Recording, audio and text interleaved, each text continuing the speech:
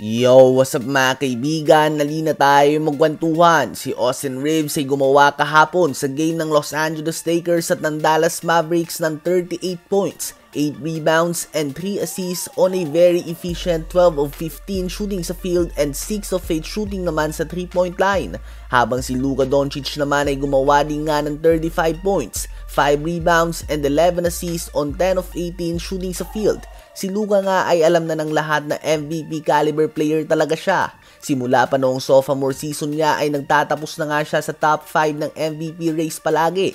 Subalit mukhang ngayong season nga talaga ang kanyang peak performance mga kaibigan. Subalit si Austin Reaves talaga ay naglalaro ngayon on a superstar level. May average siya ngayong season na 28.6 points, 5.9 rebounds, 6.7 assists, and 1.3 steals per game on 51.6% shooting sa field.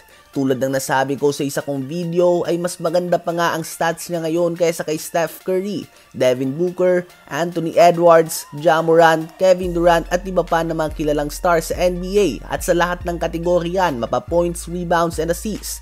Kahit bawat taon nga ay napakalaki ng kanyang ini-improve, tila ba candidate pa rin nga siya para sa Most Improved Player of the Year award ngayong season. Kung titingnan mo nga ang stats niya last season ay plus 8 points, almost 2 rebounds and 1 assist ang average niya ngayong taon at ang kanyang efficiency ay on a different level na.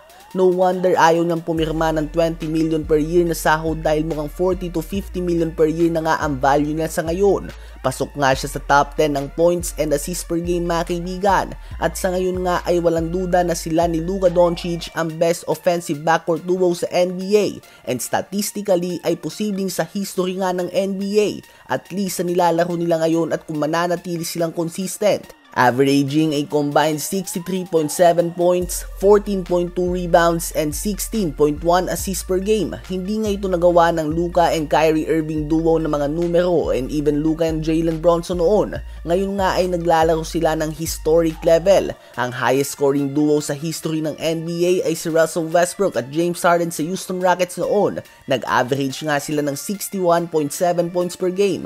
So as of now ay kung may pagpapatuloy nga ni Luka and Austin Reaves ang pace na ito, silang dalawa nga mga kaibigan ang mabibigyan ng titulo ng best scoring duo sa kasaysayan ng NBA.